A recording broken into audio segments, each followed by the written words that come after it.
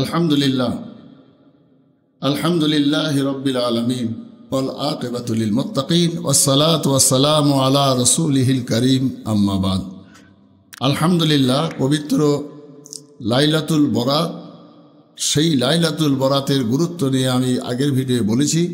এখন শুধুমাত্র লাইলাতুল বরাতের নামাজ নিয়েই বলবো। তার পূর্বে একটা কথা বলে রাখি যে বিগত দিনে যে কাজগুলো শবে বরাতের রাত্রে হতো, শবে বরাতকে কেন্দ্র করে হতো, যেহেতু আমরা হিন্দুস্তানের মানুষ, তাই হিন্দুস্তানের কিছু অনুসরণ আমাদের ভিতরে ছিল বেশি বেশি।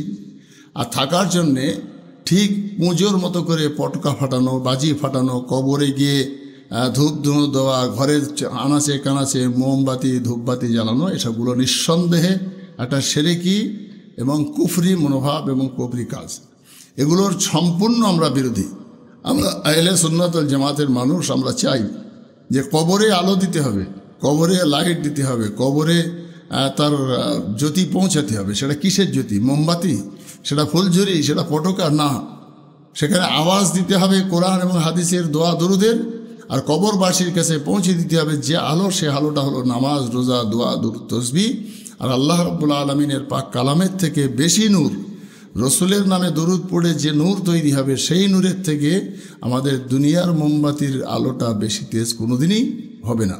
সেই জন্যে তারা যেমন অতিরিক্ত এই অমুসলিমদের অনুকরণ করে বেদাত শিরকি কাজ করত, আমরা তার থেকে বিরত থেকে এমন কাজ করছি যে কিছু মোস্তাহাব কাজ, সেগুলোকেও বেদাত বলে, হারাম বলে, শিরক বলে সমাজ থেকে উৎখাত করে দিয়েছি, যাতে করে আজকের দিনে সেই গুরুত্ব নেই শবে বরাত নিয়ে।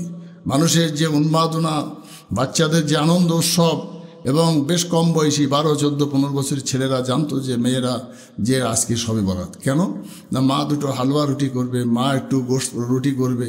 আচ্ছা, পবিত্র শবে বরাতের রাত, ওই রাতটা তো ভাগ্য তকদির প্রশস্ত হওয়ার রাত।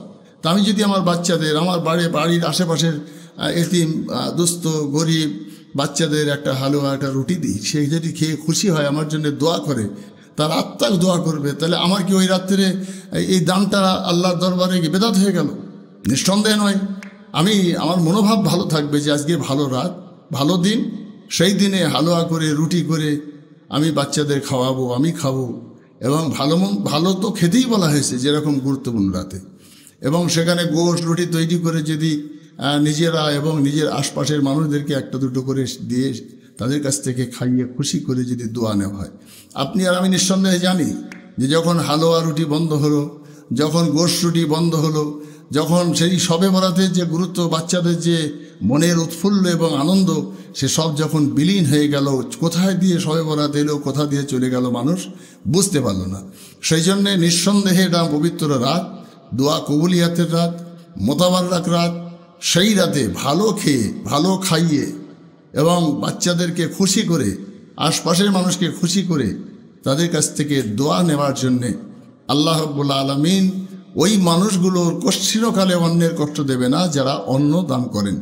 তাই মহতারাম, মহান আল্লাহ এই পবিত্র রাতে দানের হাতও প্রশস্ত করতে বলেছেন, রোজা করতে বলেছেন।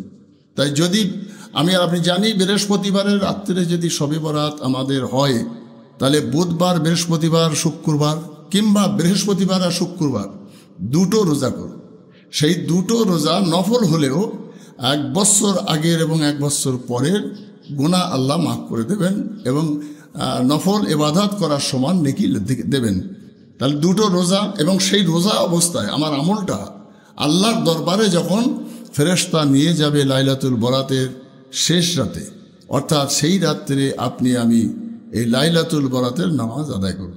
তাহলে একদিকে সারাদিন রোজা হলো, ইফতারের পরে এশার নামাজ হলো, এশার নামাজের পর মাগরিব, এশার পরে লাইলাতুল বরাতের নফল নামাজ হলো।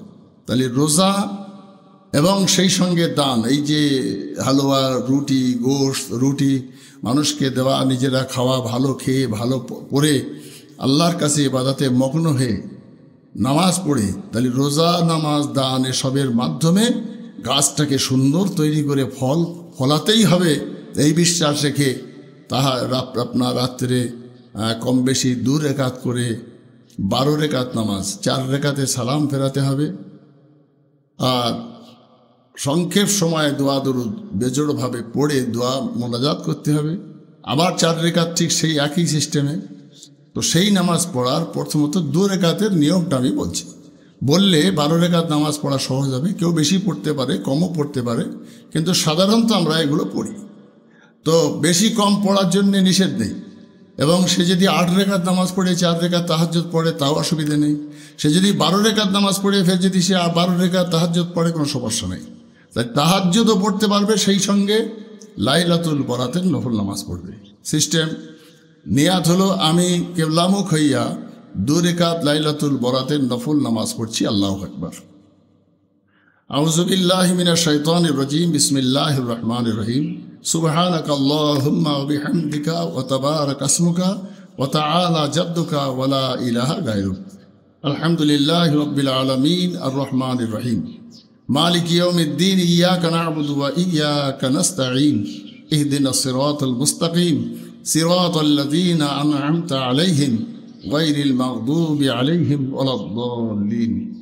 যদি কারো সূরা কদর ইন্না আনজালনা মুখস্থ থাকে সে সেই সূরা পড়বে। দ্বিতীয় রেখাতে সূরা ফাতিহা আলহামদু শরীফ পড়ার পরে আলহামদু সূরা পড়েই সূরা ইখলাস তথা কুল আল্লাহ সূরা পড়বে। 2 রেখাত নামাজ সে এইভাবে পড়বে। যদি ইন্না আনজালনা মুখস্থ না থাকে প্রথম রেখাতেই কুল আল্লাহ সূরা পড়বে, দ্বিতীয় রেখাতেও কুল আল্লাহ সূরা পড়বে। পড়ে 2 রেখাত নামাজ আদায় করলো। আদায় করবার পরে আত্তাহিয়াতু দরুদ শরীফ দোয়ায়ে মাসুরা পড়ে সালাম ফেরাবে। সালাম ফিরিয়ে দিয়ে আবার 2 রেখাতে নিয়ত করবে। ঠিক একই সিস্টেমে আবার 2 রেখাত নামাজ পড়বে। পড়বার পরে সালাম ফিরিয়ে দিয়ে দোয়া দরুদ পড়বে। বেজোড়ভাবে 11 বার 21 বার দরুদ শরীফ পড়ে প্রাণ ভরে দোয়া চাইবে। এই যে 4 রেখাত নামাজ যে সিস্টেমে পড়বে এই সিস্টেমেই 12, 20 যত পারবে পড়বে। তারপরে সে 4 রেখাত হোক 8 রেখাত হোক তাহাজ্জুদের নামাজ পড়বে এবং আল্লাহর কাছে খুব বেশি বেশি করে চাইবে। আল্লাহ বলেছেন উদউনি আস্তাজিব লাকুম। বান্দা আমার কাছে চাও, আমি তোমার দেওয়ার জন্য আমার রহমতের 2টো হাত দুনিয়ার জমিনের দিকে আমি ঝুলিয়ে দিয়ে থাকি। আল্লাহর বান্দা যদি না চায় আল্লাহ কষ্ট পান। আল্লাহর বান্দা যত আল্লাহর কাছে চায় আল্লাহ তত খুশি হন। একটাই পৃথিবীতে দপ্তর, সেই দপ্তরটাই কখনোই বন্ধ থাকে না, সেটা হলো মহান স্রষ্টার রহমতের দ্বার। সারা পৃথিবীর সব দোকান বন্ধ হয়, সারা পৃথিবীর সব অফিস আদালত বন্ধ হয়, শুধুমাত্র আল্লাহর সেই দরজা কোনোদিন কোনো সময় 1 সেকেন্ডের জন্য বন্ধ হয় না। মহান আল্লাহ দরবারে মানুষের ওই পবিত্র রাতে নামাজ আদায় করে আল্লাহর কাছে যা চাওয়ার চেয়ে নিতে হবে।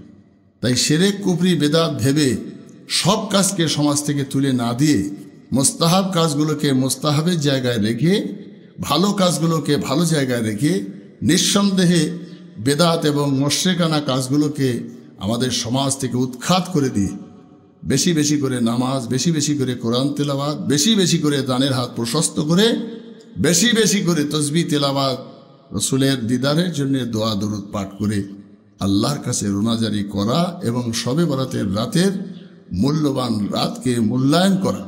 আল্লাহ যেন আমাকে আমাদের সবাইকে সেই তৌফিক দান করে 2025 সালের সমস্ত রকমের বাধা বিপত্তি মুসিবত থেকে আল্লাহ আমাদের হেফাজত করে আল্লাহ সালের পরিপূর্ণ রহমতে ভরিয়ে দিয়ে আমাদের ইমানে আমলে অর্থে সর্বদিক দিয়ে যেন তারা কি দান করে।